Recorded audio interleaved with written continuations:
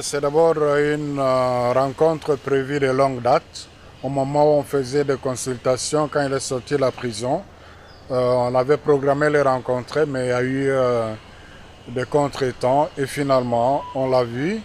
C'était comme on a vu les autres partager avec lui l'initiative conjointe de la CENCO-LCC sur le pacte social et le bien vivre ensemble pour la paix. Et aussi d'entendre ses considérations, nous étions très édifiés de la vision qu'il a avec sa plateforme, la coalition de la gauche congolaise.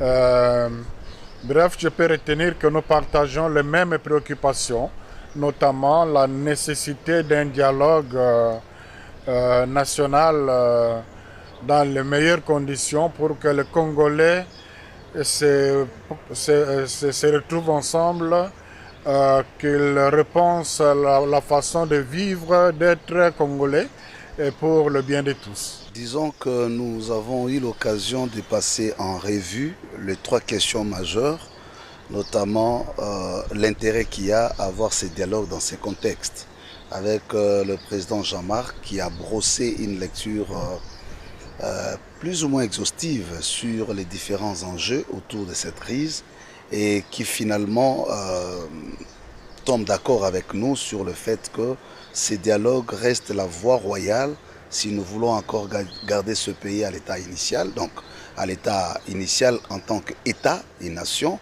mais aussi si nous voulons donner des perspectives assez rassurantes pour notre devenir commun. Nous avons été beaucoup impressionnés parce que nous pourrions qualifier de changement de paradigme de l'homme lui-même. Vous savez que depuis sa sortie de la prison, nous ne l'avions pas rencontré. Et son discours nous a beaucoup édifiés. Et nous l'avons également encouragé de jouer son rôle, sa partition, par rapport à cette question épineuse de la cohésion nationale. La mise en œuvre du projet d'appui institutionnel à l'amélioration de la mobilisation des recettes intérieures et les réformes économiques, telles sont des questions essentielles qui ont été au centre d'un entretien entre la gouverneure Fifi Masuka Saini et une délégation de la Banque africaine de développement BAD, conduite par Kevin Numbilumbila, chef de division au département de la gouvernance et réformes économiques. Cette séance de travail s'est déroulée dans les cabinets de l'autorité provinciale en présence des ministres provinciaux du budget et des finances. Nous avons discuté avec son Excellence Madame Fifi Masuka sur les priorités du gouvernement provincial en ce qui concerne les réformes économiques. Dans cette province, nous avons pu expliquer notre implication dans le pays, aussi au niveau des provinces, par les projets que nous faisons en ce qui concerne les questions de gouvernance en général. Cet émissaire de la Banque africaine de développement dont la République démocratique du Congo est membre a salué l'essence managériale de la chef de l'exécutif provincial Fifi Masuka Saini, notamment par la concrétisation de plusieurs projets ambitieux pour le décollage de cette partie du territoire national. Il a par ailleurs réitéré l'engagement de son institution à accompagner les autorités locales à l'amélioration du climat des affaires afin d'attirer davantage des investissements mondiaux, comme c'est déjà le cas en province. Nous avons appris avec joie que tout ce que nous voyons, des grandes réalisations dans cette province sont faites sur fonds propres. C'est qu'il y a une capacité réelle de mobiliser les ressources internes dans cette province, c'est qu'il y a quelque chose à vraiment saluer. La province a déjà prouvé qu'elle peut attirer des investissements importants. On le voit par rapport à la présence de certaines grandes firmes de renommée internationale qui sont déjà dans la province. Nous venons partager nos expériences déjà et nous avons trouvé une équipe très solide. Vous savez que Madame la gouverneure elle-même, elle a une formation d'économiste, c'est que les choses se passent très très bien, très clair à son niveau. Grâce à des réformes ciblées et un appui institutionnel, la Banque africaine de développement continue de faire progresser la République démocratique du Congo vers un développement durable et inclusif. Nous sommes sur le site de l'université de Kolwezi. Un chantier pharaonique qui s'étend sur une superficie de 12 km² dans l'agglomération de Moussampo, à l'extrême nord de la ville de Kolwezi.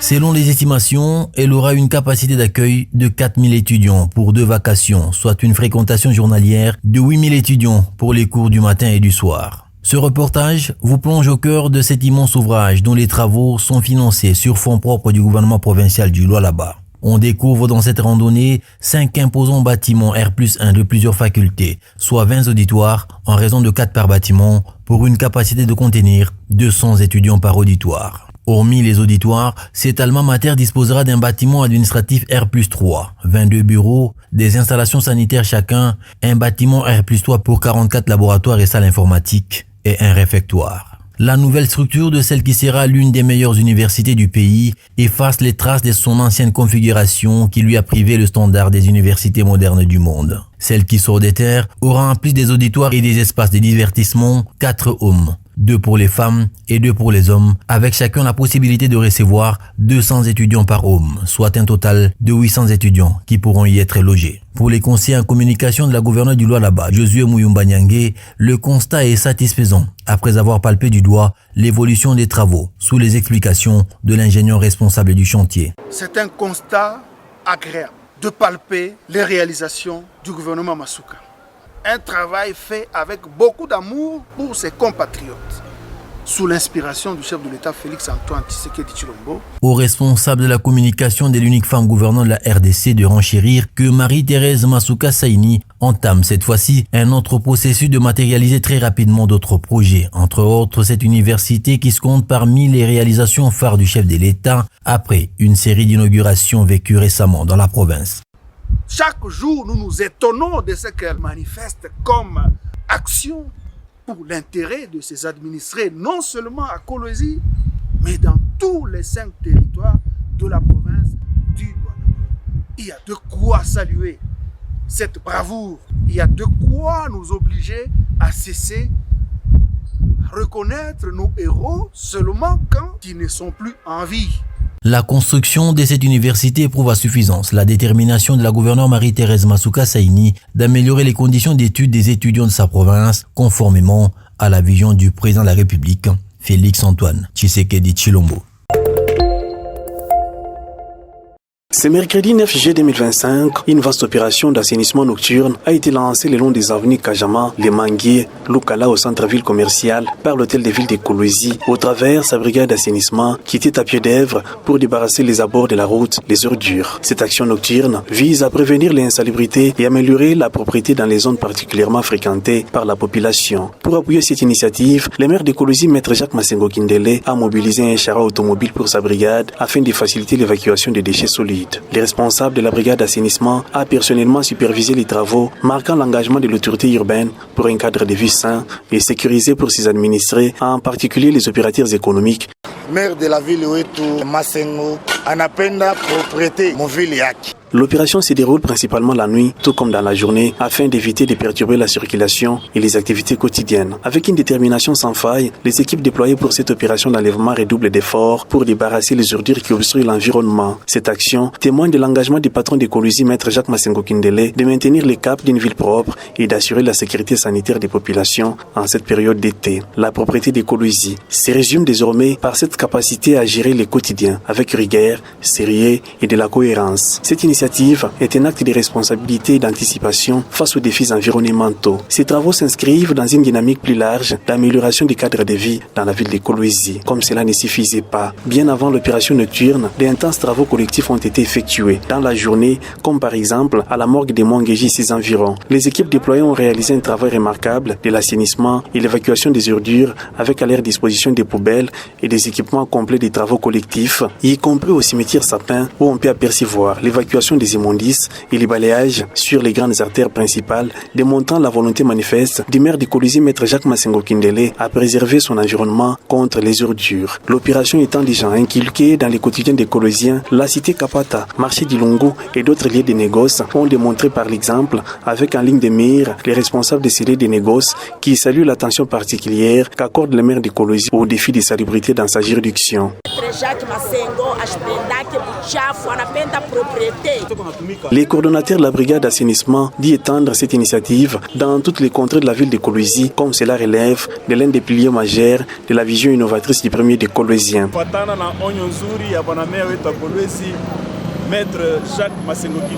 Kolwezi, chef-lieu de la province du Lualaba, est un véritable point focal de la salubrité en République démocratique du Congo. L'exécution sans faille d'intenses travaux communautaires est un reflet de la culture pérennisée par son autorité numéro 1.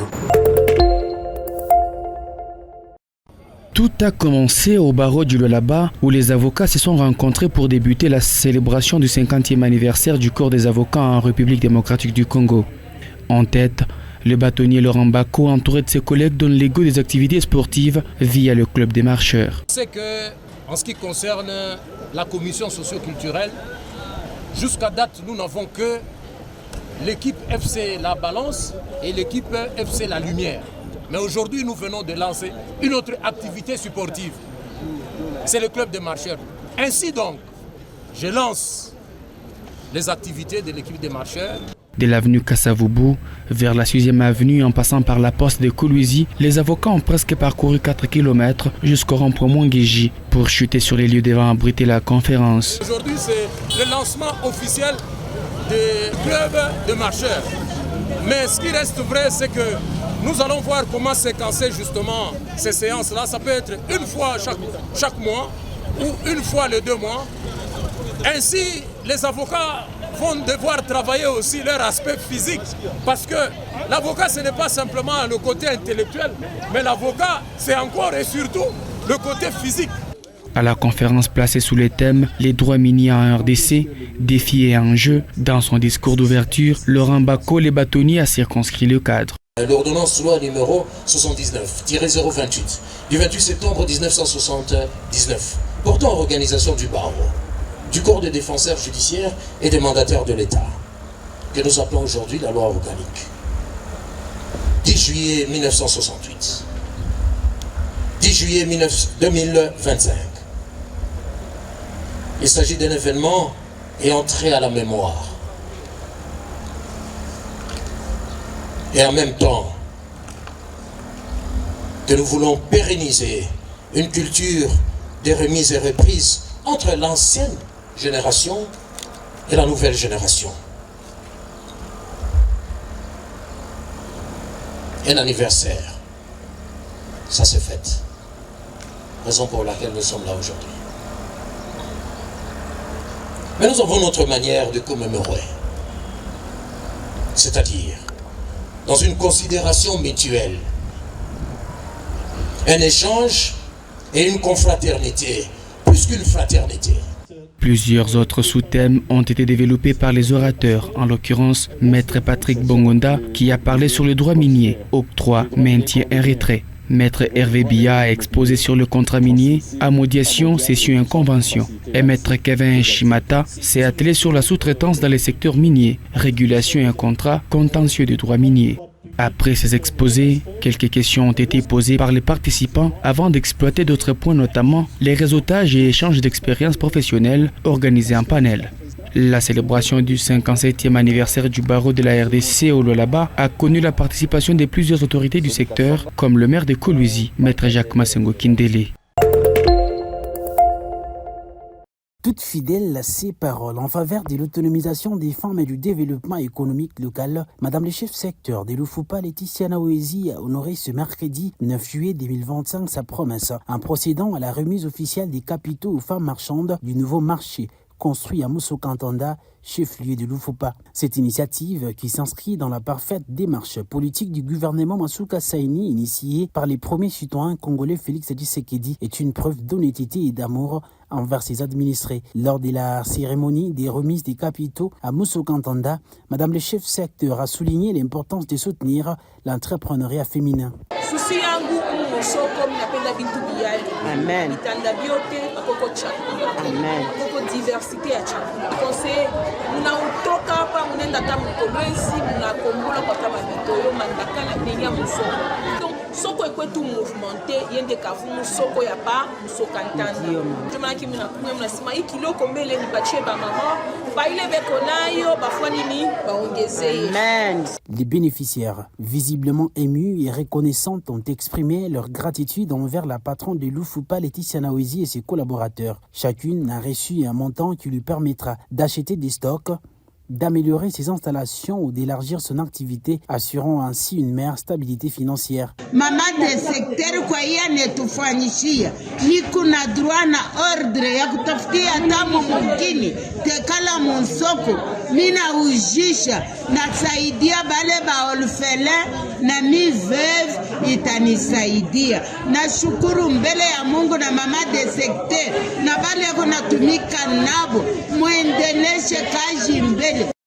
Cette initiative ne se limite pas à une simple aide financière, elle s'inscrit dans un cadre plus large de promotion de l'entrepreneuriat féminin, incluant également des formations en gestion d'entreprise, en marketing et en développement personnel.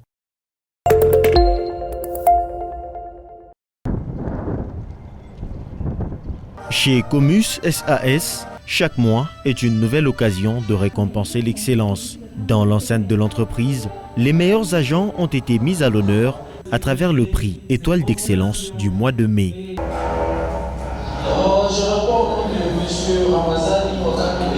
Du département des ressources humaines aux unités de production, en passant par la technique et l'hydrométallurgie, plusieurs agents ont été distingués pour leur professionnalisme et leur dévouement.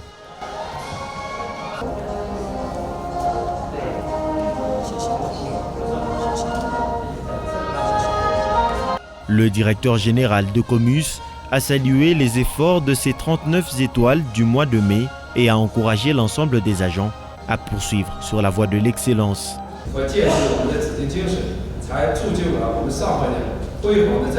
Cette riche récolte n'est pas seulement une médaille collective de Comus, mais elle contient également la sueur et la sagesse de chacun d'entre vous ici présents. C'est grâce à votre esprit d'entreprise difficile et d'innovation et à la promotion et à la pratique continuelle de l'esprit de Dijin que nous avons remporté les brillants résultats du premier semestre. Les récipiendaires, fiers de cette reconnaissance, y voient une motivation supplémentaire pour se dépasser au quotidien.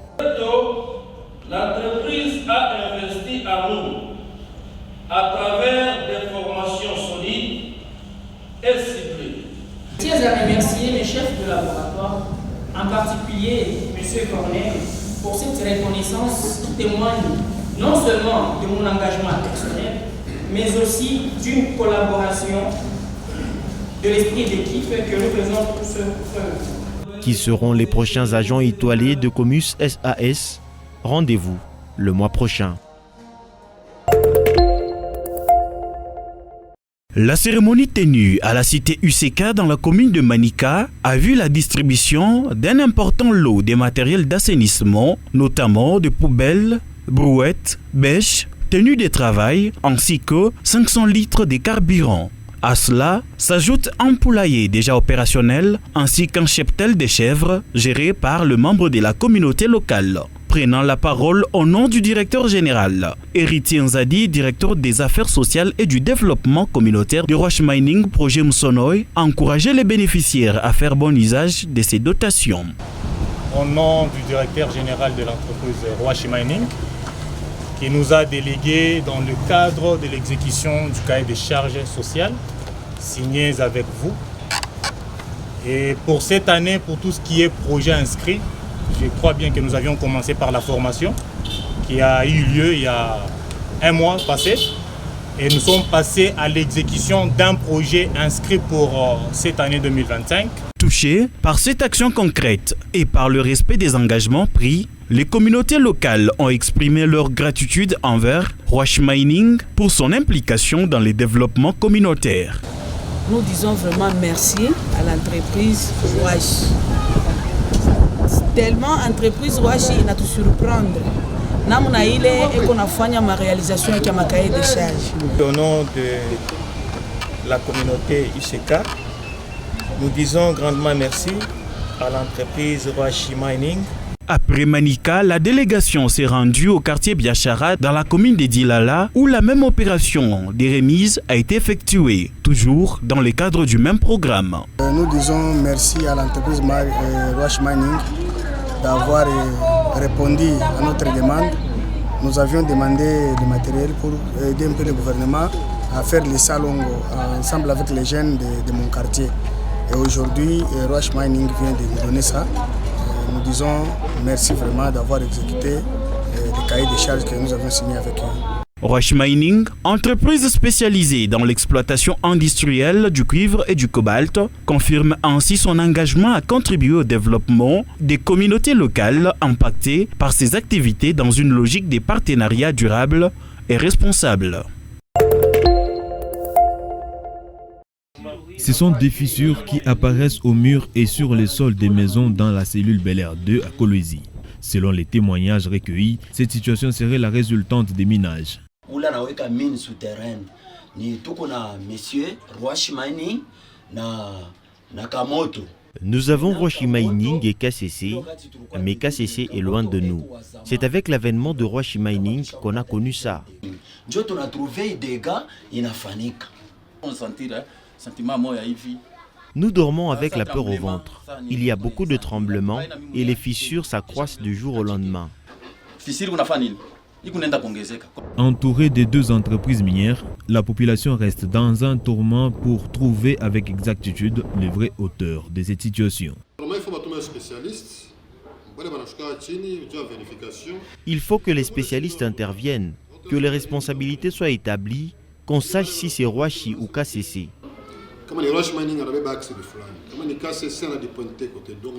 Étant proche de la communauté à travers sa concession, l'entreprise Ruach Mining a balayé du revers de la main les accusations portées contre elle. La société affirme que sa mine souterraine est à près de 1 km des maisons fissurées d'une part. Pour elle, les habitations fissurées à quelques mètres de sa concession sont plutôt érigées sur les remblais et non sur la terre ferme. S'il y a des activités de minage, comment déjà nos propres installations ne sont pas affectées? La communauté tout autour du camp, là, n'est pas affectée. Mais nous devons traverser la rivière, le rail, pour qu'on ait un impact de l'autre côté. Donc, il y a quoi raisonner là-dessus. La population craint le pire avec la saison pluvieuse prochaine. Nous craignons l'écroulement de nos maisons lors de la saison de pluie. Selon la carte présentée par l'entreprise Ruach Mining, les maisons qui sont plus impactées se retrouvent à quelques mètres de la carrière Kinanga, qui du reste est en dehors de sa concession. Le dossier reste à suivre. On a eu, comme vous le dites là, la visite de nos députés nationaux qui étaient en vacances parlementaires. Ils étaient auprès de la base pour s'enquérir un peu de tout ce qu'il y a comme doléances, problèmes, difficultés, afin de les amener à qui de droit. On a eu à échanger avec ces caucus des députés qui, à leur tour, ont vu les responsables de la province et surtout, ils ont amené ça plus loin au niveau national. Mais de toutes ces démarches-là, nous attendons la suite. Nous espérons que la suite sera favorable. Et d'autant plus que le président de la République lui-même a beaucoup insisté lors de son passage à Kolwezi. Il a demandé, il a même donné un ultimatum d'1 mois qu'on trouve solution au problème des artisanaux. Nous espérons que toutes les autorités sont en train de se mouvoir pour trouver solution à ce dossier. Ce que nous pouvons dire par rapport aux démarches qui sont faites et qui sont en train d'être faites, nous demanderons aux artisanaux de garder d'abord le calme, de ne pas trop s'agiter. Attendons voir et l'aboutissement de la décision du président de la République. Dans les cas contraires, nous serons obligés de former une équipe, descendre sur Kinshasa pour pouvoir aller bousculer. Nous espérons que les députés qui sont au niveau de Kinshasa ne croisent pas les bras non plus, sont en train de faire des démarches, mais n'empêche que nous puissions aller renforcer cette équipe pour que vraiment la solution soit... Prévues du 28 au 31 juillet, les épreuves de la session ordinaire de l'examen d'État édition 2025 se préparent normalement dans la province éducationnelle Lualaba 1, indique le prophète Bonaventure Mokobu. Nous nous sommes déjà bien préparés parce que les premiers préparatifs sont d'abord les frais, parce que nous avons déjà ces frais-là. Et déjà, vers la fin de cette semaine ou le lundi, l'IPP doit être à Kinshasa pour le retrait des mâles, n'est-ce pas? Il a traîné parce qu'il y a les autres quand même qui ont déjà retiré. Lui, déjà, la semaine prochaine, il sera à Kinshasa pour retirer les mâles des questionnaires. Et tous les centres sont déjà préparés, tous les enfants sont déjà préparés. Pour lui, les parents n'ont pas à s'inquiéter car les frais de participation à cette édition de l'examen d'État ont été pris en charge par l'autorité provinciale. Nous remercions Son Excellence Madame le gouverneur de la province du Lualaba, Son Excellence Madame Fifi Masuka Saini Mamouaro, comme elle a déjà payé pour tous les candidats finalistes de la 4e. Donc tous les frais de tous les élèves de la 4e, de la 6e si vous le voulez, parce que les parents parlent toujours de la 6e des humanités, n'est-ce pas? Donc 6e secondaire que nous appelons aujourd'hui 4e, tous ces frais-là de participation ont été payés. S'il y a les parents qui avaient déjà payé ces frais de la 4e des humanités, il faudrait que ces parents passent à leurs écoles ou encore aux écoles où étudient leurs enfants pour retirer, pour que ces frais soient leur remboursés. Toutefois, il appelle les élèves finalistes à la concentration et la sérénité pour affronter ces épreuves et aux chefs d'établissement de ne pas fermer les portes à ceux qui viennent s'exercer. Il y a les élèves qui fréquentent encore leurs écoles. Ce n'est pas mal, c'est bien. Mais ce que nous déplorons, ce que nous sommes en train de décrier, c'est ce que font certains enseignants qui demandent l'argent. Nous demandons aux parents de venir dénoncer ces chefs d'établissement, ces enseignants-là qui demandent l'argent aux élèves finalistes de la 4e, voire même de la 8e qui fréquentent leurs écoles pendant cette période. En attendant le jour J, les finalistes s'adonnent actuellement à des séances d'exercice et de révision pour mieux affronter la session ordinaire de l'examen d'État qui se profile à l'horizon. TENASOSP, test national de sélection d'orientation scolaire et professionnelle. Il s'agit de la réforme qui a été adopté par notre ministère de l'Éducation nationale et Nouvelle Citoyenneté. Il s'agit de l'orientation, comme le mot l'indique. Donc, c'est un test qui permet aux enfants de montrer leur talent, de montrer leur habileté, leur capacité mentale. C'est au travers ces tests-là que l'orienteur, qui est l'inspection ou qui est l'inspecteur, qui va orienter cette fois-là l'enfant pour dire que cet enfant qui a obtenu telle cote dans tel domaine, il est capable d'embrasser telle filière ou telle autre. Et les dates de ces tests, le test est prévu du 17 au 18, donc je pense d'ici une semaine et demie. Les enfants de la 8e vont affronter ces tests ou ces examens de fin de cycle. Donc c'est le cycle d'éducation de base qui se termine en 8e, comme ce cycle est à 8 ans. C'est pour que l'élève ou les élèves passent maintenant ou encore adoptent les humanités ou ils adoptent les filières, les différentes filières. Il faudra être élève de la 8e d'éducation de base, c'est la première condition. La deuxième condition, tout enfant, tout candidat au test, au TENASOSP, doit payer. Parce qu'ici, nous sommes en train de sensibiliser surtout les parents, parce que les enfants savent déjà que le TENASOSP est payant. Souvent, les parents confondent les TENASOSP avec les examens d'État de la 4e des humanités, là où l'autorité provinciale, le gouvernement provincial prend en charge tous les élèves, n'est-ce pas, de la 4e des humanités.